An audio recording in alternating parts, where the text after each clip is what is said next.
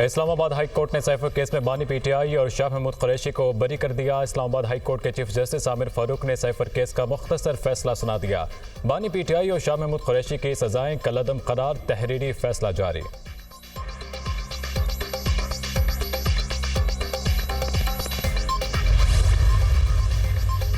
वज़ीर आला पंजाब मरीम नवाज से मुख्तलिफ अजला के अरकान असम्बली की मुलाकात। अरकान असम्बली ने महंगाई में बतदरीज कमी के लिए वज़ीर आला की काविशों को सराहा।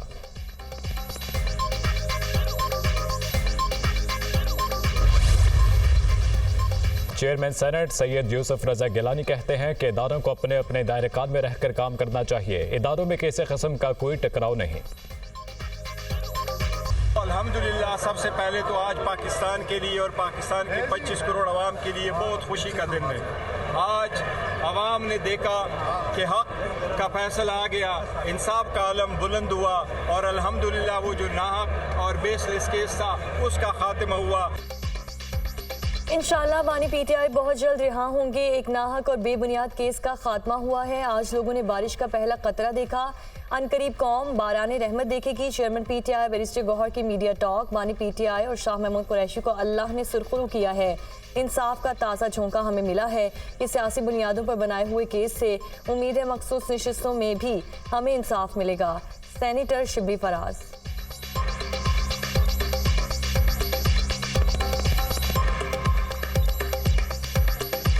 हमारी उम्मीद यही है कि जब अगर इंसाफ का ये एक ताज़ा झोंका हमें मिला है तो हम यही तवक्को रखते हैं कि इस वक्त हमारा एक दूसरा अहम केस है जो कि हमारी रिजर्व सीट्स का है, जो कि सुप्रीम कोर्ट में चल रहा है। इंशाल्लाह उसमें भी हमें इंसाफ मिलेगा। आज़ादी मार्च के दौरान तोड़ फोड़ और दफ़ा 144 की खिलाफ वर्जी पर दर्ज मुकदमा। सेशन कोर्ट इस्लामाबाद ने बानी पीटीआई और शाह महमूद कुरैशी के मुकदमात से बरी कर दिया। असद उमर, अली मोहम्मद खान, मुराद सईद भी बरी। जुडिशल मजिस्ट्रेट ने बरीयत की दरख्वास्तों पर फैसला सुनाया। पीटीआई रहनुमाओं के खिलाफ थाना गोलड़ा में 2 मुकदमात दर्ज थे।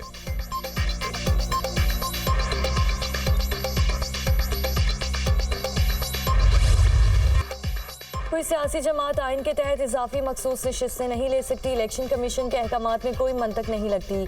Justice Munib Akhtar supreme court में सुन्नी इत्तेहाद काउंसिल की मखसूस नशिस्तों की अपील पर फुल कोर्ट समाअत। नून लीग, पीपल्स पार्टी, MQM और JUIFA की सुन्नी इत्तेहाद काउंसिल की अपील की मुखालिफत।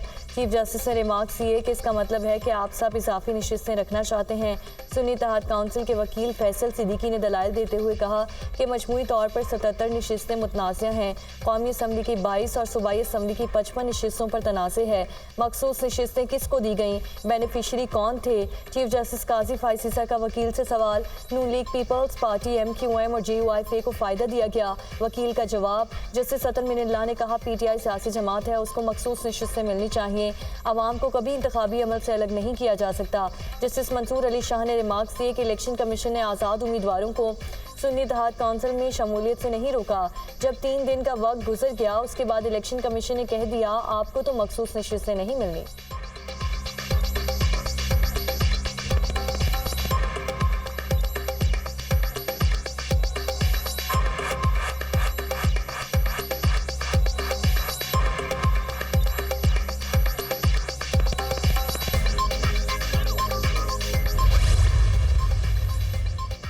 इलेक्शन कमीशन सुन्नी इत्तेहाद काउंसिल को पार्लिमानी पार्टी डिक्लेयर कर रहा है। क्या इलेक्शन कमीशन PTI को पार्टी डिक्लेयर नहीं कर सकता था? कोई गलती हुई थी तो इलेक्शन कमीशन उसे ठीक कर सकता था। यह अवाम का मामला है। इलेक्शन कमीशन अवाम को डिसफ्रेंचाइज नहीं कर सकता। जस्टिस अतर मिनुल्लाह के रिमार्क्स। जस्टिस जमाल मंदुखेल ने कहा कि अवाम ने किसी आज़ाद को वोट नहीं दिया, इन्हें वोट दिया जिन्हें एक पार्टी सपोर्ट कर रही थी।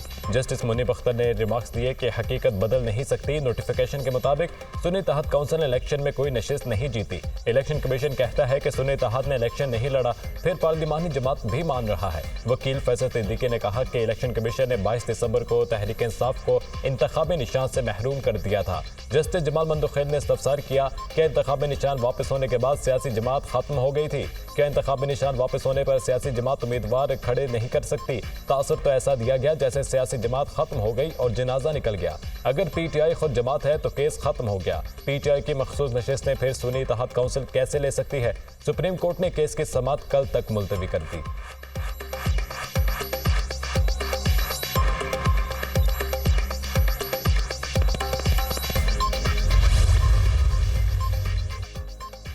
उम्मीद है सुप्रीम कोर्ट हमें हमारी 78 सीटें वापस दिलाएगी। मखसूस नशिस्तें सुन्नी इत्तेहाद काउंसिल का हक है। उम्मीद है हक मिलेगा। कोई पार्टी जीती सीटों से ज्यादा की हकदार नहीं। चेयरमैन पीटीआई बैरिस्टर गौहर की मीडिया टॉक। कहा पीटीआई रहनुमा आमिर डोगर ने कहा कि ओपन एंड शट केस है। अवाम की नजर सुप्रीम कोर्ट पर लगी हुई हैं। हमारे हक पर डाका मारा गया। फैसल जावेद बोले 8 फरवरी जो लोगों ने देखा ऐसा कभी नहीं हुआ। साफ और शफाफ इलेक्शन से ही जमहूरियत मजबूत होती है। कमल शोजब ने कहा कि हमने कद्दू, बैंगन और चिमटे पर इलेक्शन लड़ा है। उम्मीद है फैसला हमारे हक में आएगा।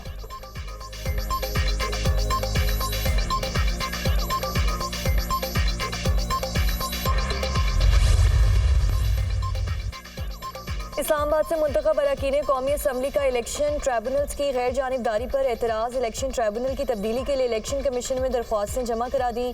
दरख्वास्त दहिंदगान में डॉक्टर तारिक फजल चौधरी, राजा खुरम नवाज और अंजुम अकील शामिल। मौजूदा ट्राइब्यूनल से मुतमईन नहीं, खदशा है इंसाफ नहीं मिलेगा।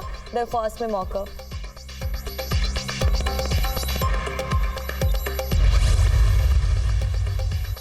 बानी पीटीआई और बुशरा बीबी के खिलाफ दौरान इद्दत निकाह केस में बड़ी पेशरफ। दौरान इद्दत निकाह केस दूसरी अदालत मुंतकिल करने की दरख्वास्त मंजूर। इस्लामाबाद हाई कोर्ट ने case additional district and session जज मोहम्मद अफजल मजूका की अदालत को ट्रांसफर कर दिया। एडिशनल डिस्ट्रिक्ट एंड सेशन जज मोहम्मद अफजल की अदालत में समात। अदालत ने बानी पीटीआई और बुशरा बीबी की अपील पर नोटिस जारी कर दिया। अदालत ने 25 जून को दलाइल तलब कर दिए। खबर मानिका ने सेशन जज शाहरुख अर्जुमंद पर एतराज़ किया था।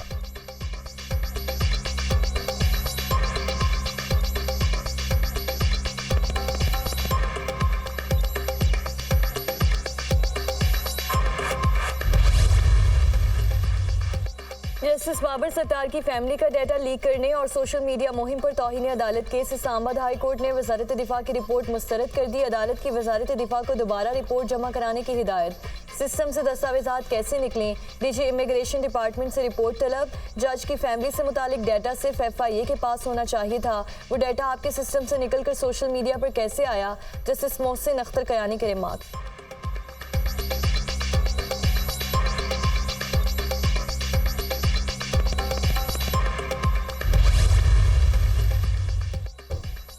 कराची प्रेस क्लब के बाहर असातिज़ा का एहतजाज। टीचर्स और पुलिस आमने सामने। पुलिस ने धावा बोल दिया। मुतादिद असातिज़ा को गिरफ्तार कर दिया। पुलिस का रेड जोन की तरफ बढ़ने वाले मुजाहिरीन पर लाठी चार्ज। असातिज़ा को मुंतशिर करने के लिए वाटर कैनन भी मंगवा ली गई।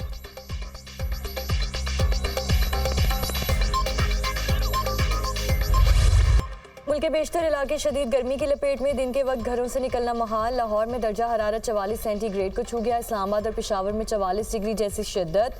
मुजफ्फराबाद में 42, कराची 39, कोयटा में 38 डिग्री की गर्मी का एहसास। महकमा मौसमियात की 5 और 6 जून को लाहौर में बादल बरसने की पेश गोई। करक और गिरदो नवाह में बादल बरस पड़े। गर्मी की शिद्दत में कमी।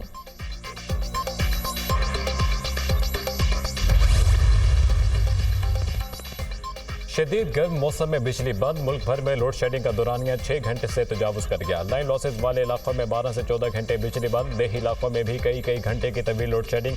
शदीद गर्मी में बिजली की बंदिश पर शहरी परेशान। बिजली की तलब बढ़ते ही शॉर्टफॉल भी मजीद बढ़ गया। मुल्क भर में बिजली का शॉर्टफॉल 5172 मेगावाट तक पहुँच गया। बिजली की तलब 26,000, पैदावार 20,828 मेगावाट हो गई।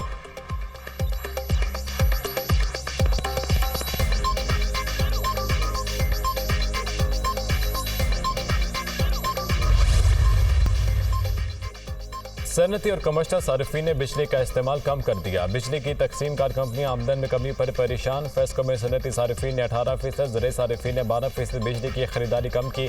दस्तावेज में इंकशाफ। फेस्को के कमर्शियल सार्फिन ने भी बिजली का इस्तेमाल 2% कम कर दिया। फेस्को की मजमूई फरोख्त में 11% कमी आई। लेस्को में सनती सार्फिन ने 15%, घरेलू सार्फिन ने 3%, मैपको में भी 3 कैटेगरी के सार्फिन ने 26% बिजली की खरीदारी कम कर दी। पेस्को में सनती सार्फिन ने 17.2% और बल्क कंज्यूमर्स ने 32% बिजली की खरीदारी कम की है।